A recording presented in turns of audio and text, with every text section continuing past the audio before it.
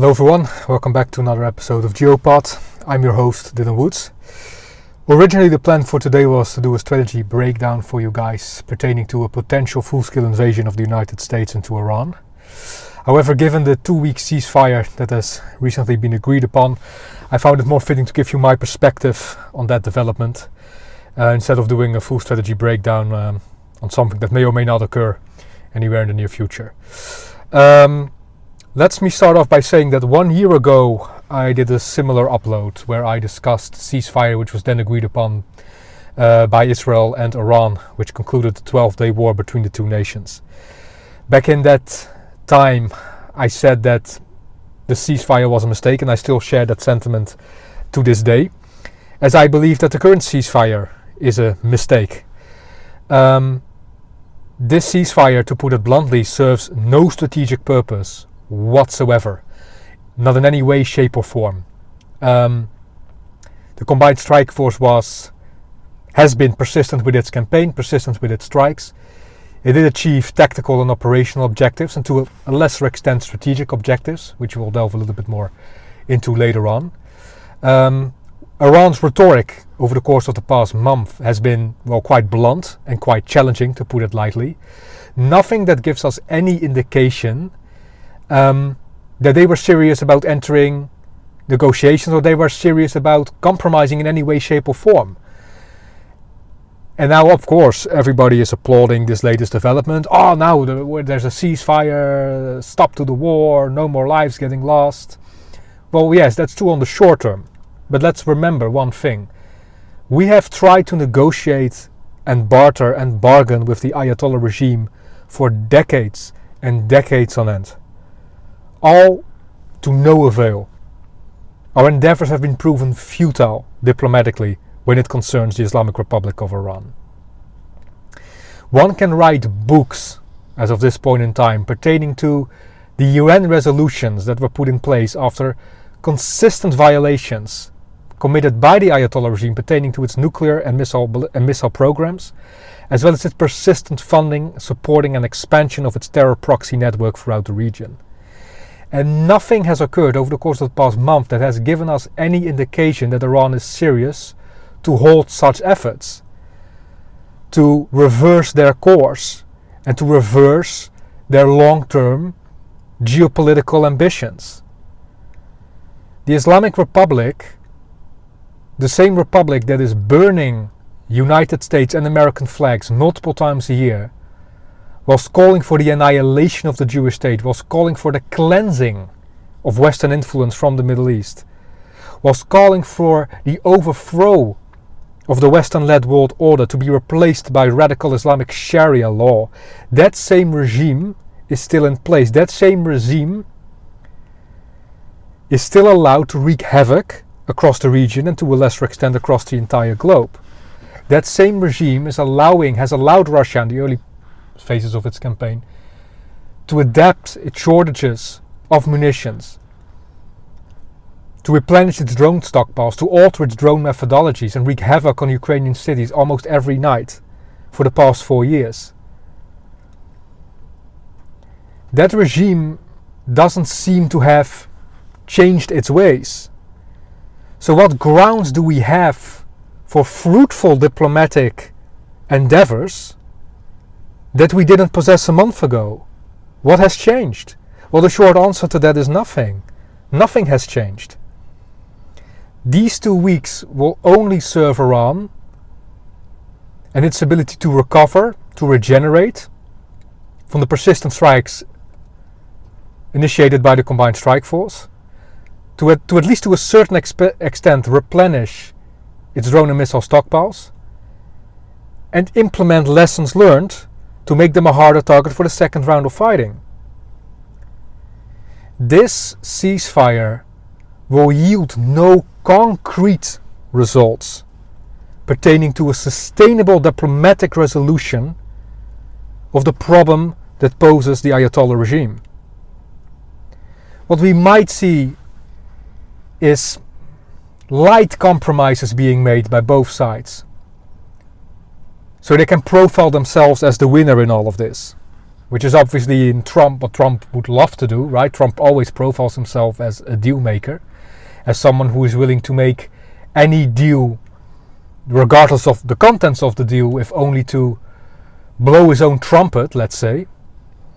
The Ayatollahs will most certainly use any compromise on the Western side to claim victory in this conflict, further degrading the status of the United States as a reliable security provider for its allies across the globe. Iran delivered a 10-point proposal to the United States of America. And I don't know if any of you have read the 10 points within that proposal, but they're absolutely ludicrous. They're ridiculous.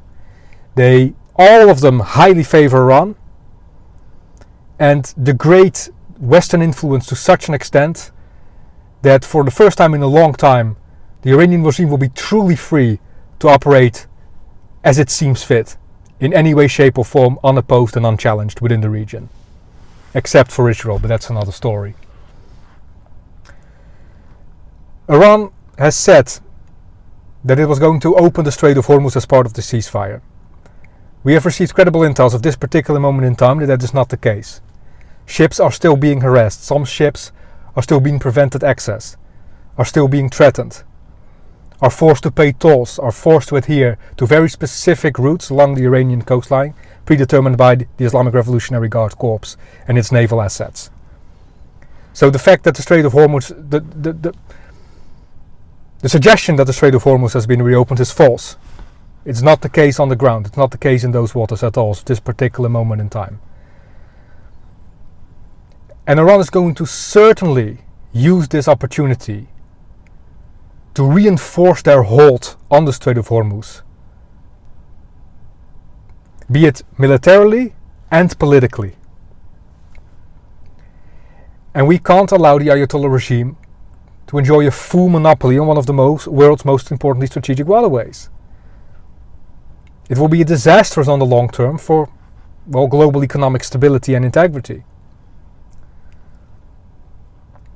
Already there are some cracks to be spotted within the ceasefire pertaining to what parties fall under the agreement and which parties do not. Especially when it comes down to Israel's ongoing campaign against Hezbollah. There are sources that claim Hezbollah was part of the agreement. There are sources who claim that they weren't. Western sources say they weren't. Iranian sources says that they were. As of this particular moment in time, Israel is continuing with its ground operation inside Lebanon and has said that it will not halt its operations within the south of Lebanon due to the persistent threat that Hezbollah still poses to them. And we have to understand that Israel is facing a different threat landscape than the United States of America does. The main threat for the United States of America is the degradation of its influence within the region, whereas for Israel it's the degradation of the consistent and persistent threats they're faced with all along their borders from every angle. So yes, a ceasefire with Iran might at the very least momentarily cease hostilities between the Islamic Republic and Israel. However, it doesn't take away the threat the Houthis pose to Israel, Hezbollah poses to Israel, or Hamas poses to Israel, as well as the Iranian-backed Iraqi militias currently active within Iraq and Syria. They have every reason to continue the ground offensive in Lebanon, especially given the fact that the Lebanese armed forces has so far failed to adhere to UN Resolution 1701 for the quadrillion times since UN Resolution 1701 first was put into place. Because the harsh reality is this: the Lebanese armed forces and the Lebanese government simply do not have the capacity to challenge Hezbollah directly. Hezbollah has been the most prominent party within Lebanon for decades on end now. And over the past few years it has only gotten stronger, being bolstered up by the Islamic Revolutionary Guard Corps, armed with over 10,000 rockets, missiles, drones, and other long-range capabilities. At the same time, Hezbollah holds a lot of sway within southern Lebanon's societies and communities, pretty much enjoying a full monopoly south of the Litani River, which is why UN resolutions and agreements persistently called for Hezbollah's withdrawal south of the Litani River. So that conflict is probably going to endure, and Iran might use that as an excuse to resume hostilities with Israel and the United States, might use it as a reason to continue wreaking havoc both within the Strait of Hormuz as well as the larger region abroad. So currently the ceasefire is very fragile. Over the course of the following weeks, we can probably expect the following. Iran is going to utilize its relations with Russia and China to recover and regenerate to the best of its abilities. We know that Russia is sharing vast amount of intelligence with Iran pertaining to military targets in the Gulf states and within Israel. We know that both Russia and China are persistently delivering components which Iran can use to replenish its missile and drone stockpiles and further safeguard their most critical infrastructure. So Iran is most certainly trying to recover during these 2 weeks to the fullest extent possible, whilst they are trying to do what they have done for the past few decades, which is manipulate, sabotage and lie into the face of Western leaders as to gain some political leeway to continue their malignant agendas. And that's just the simple truth of it. Iran has shown no indication that its hardliners have swayed from their destructive paths, that their hardliners have had a change of heart, a change of mind pertaining to their relations with the Western world and the international community in general. Rather, the contrary has been proven based upon Iran's rhetoric. So, like I said before, there is no real grounds for a proper sustainable ceasefire as of this particular moment in time. Meaning that this ceasefire serves no strategic purpose. It won't make the Middle East a more stable place, it won't make the world a more peaceful place, and it will not prevent loss of life on the long run, which is what we should be looking for. How many times has the Middle East fallen victim to these vain ceasefires and vain agreements that only served to quench the discomfort of the masses, whilst the true root of the problems lingered on, allowing for another round of hostilities to occur, which on the long run cost tenfold the amount of lives compared to what would have been the reality if the threats were mitigated and neutralized to the fullest extent possible. So, as of this moment in time, I see no concrete results that this ceasefire can bring about.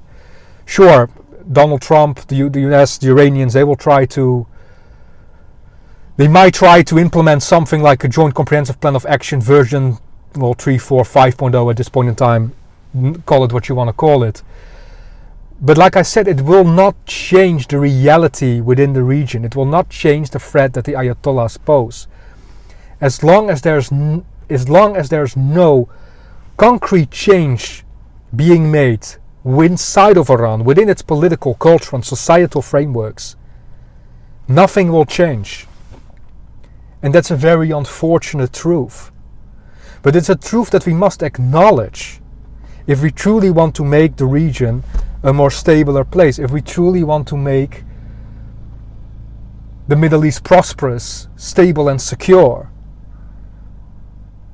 We cannot allow these diseases to linger, to keep spreading its toxins, unopposed, unchallenged. The Iranian threat persists, and the Iranian threat must be neutralized. And the best way of doing that is, at the very least, degrading their capacity to wreak havoc across the region, which is the degradation of their missile and nuclear program, the degradation of their defense industrial base, to a certain extent the degradation of their economy so they can no longer support, financially at least, their proxy network throughout the region, and the degradation of its influence within the Strait of Hormuz. This is the bare minimum. Ideally, a real regime change would occur, being brought about by a unified opposition front that would challenge the Islamic Revolutionary Guard on the ground. Well, I've previously done a lot of strategy breakdowns pertaining to this specific topic, so please feel free to to watch those back, because I will not reiterate all those points here today.